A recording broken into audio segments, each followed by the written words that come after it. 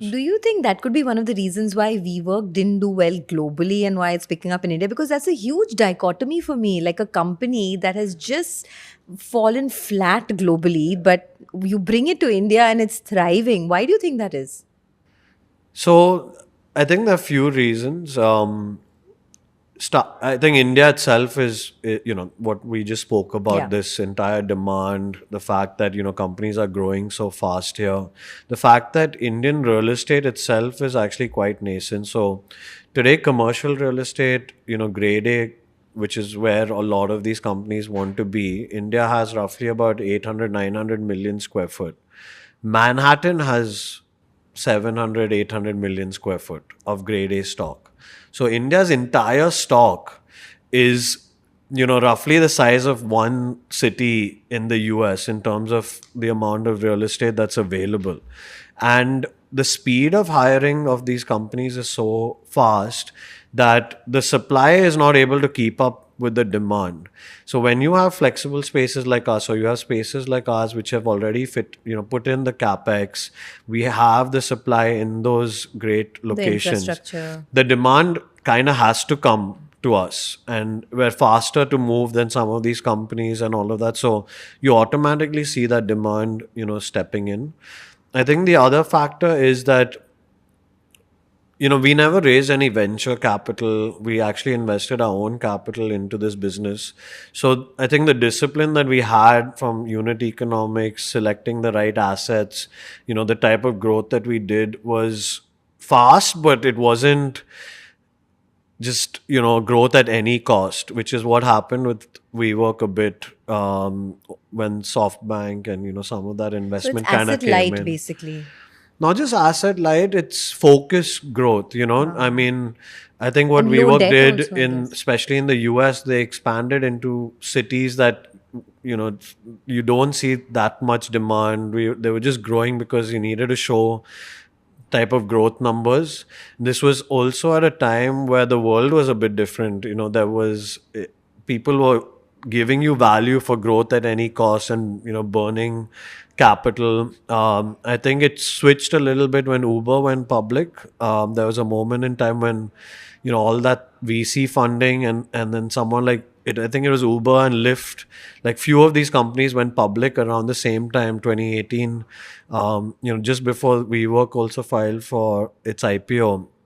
And there was a clear disconnection between private valuations and what public was willing to value these companies, and the understanding that just because Amazon kind of didn't make a profit for so long, that model would be okay. And at that point, WeWork was at this high pelt growth at any cost type of mode. So when that switch happened in the world, and the investor community, and then WeWork tried to go public like few months after that, it wasn't, they weren't able to. It wasn't that well received, and that's when it kind of, everything kind of fell Fell apart for apart. them. Um, and But today it's in a very different place. So WeWork went through a Chapter 11, bankruptcy. They were able to get rid of all of these leases and some debt that was weighing down on the balance sheet. COVID had happened, right? In India, at least, once lockdowns were lifted, people were directly back to work. It ended up becoming a tailwind for us as an industry.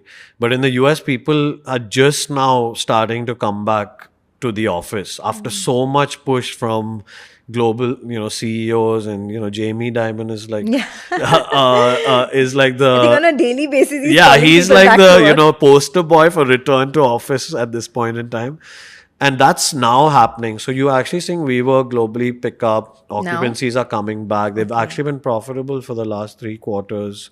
Oh, So interesting. it's a much more stable, run by Business now. yeah, like it's not looking at that growth. And Okay. I think this flexible demand is global. It's a global shift that's happening. No, no, definitely. Yeah. Especially as the gig economy is also picking up, right? Yeah. In a big way. I mean, the Yeah. traditional businesses are laying off. I was reading the numbers. the layoffs that we've seen in the US in the last 10 months of 2025 is the highest that we've seen in the last 22 years. yeah. So if people are transitioning from traditional businesses to the gig economy, then of course they will use more of flexible workspace solutions as well. Yeah, it's that, and large companies, let's say like Amazon, Microsoft, or some of these global businesses, they have tens of thousands of people. I mean, Amazon in India itself has like 40,000 people, right? And I think what they're okay with and what they're really moving to, I think it's something like 50-60% of companies are looking at this, where some portion of my workforce and my real estate portfolio I want in a flexible way. So I don't want to necessarily for all my 40,000 employees need to sign office space that is long term, because things like this happen. I have moments of layoffs where I've extended or overextended on certain teams, but there are also moments of growth that happen. Like this hiring is much faster than what my original pace of hiring is. It could be because a new business is coming up, or I'm moving a new unit to India, whatever it might be. So what we're seeing is a transition from lots of large occupiers, large workforces today, moving some part in a much more flexible way. So if you just take Amazon saying, I'll move 10-20% of that 40,000 to a flexible model, that's automatically like 8,000, people that's demand for, someone like us. And so that's happening at scale at a global level. Even in India? Especially in India. Oh, that's interesting. Yeah. Okay. If you look at India, you look at other countries, it's, think of them as they build out their real estate portfolio globally as like a hub and spoke model, right? So taking Amazon as just an example, hub is like Seattle or New York or whatever it is. These are my front office headquarters. But my other operations around the world are for certain business cases, use cases. India is, specifically for, whatever product development and building technology and all of that. So it's not a core part of it's not where I am from. It's a new country. I would want to be as light as possible, right? And it's even more so for these GCCs, these smaller companies, these mid-tier companies who based out of Dallas or, somewhere in the US or Europe. So India's still very new. I don't want to come in here and put like, millions of dollars and take long-term into real estate lease. I much rather have like a lighter model. I much grow how I kind of see it going, and if it doesn't work out, I can quickly go back to just having my space back in the US.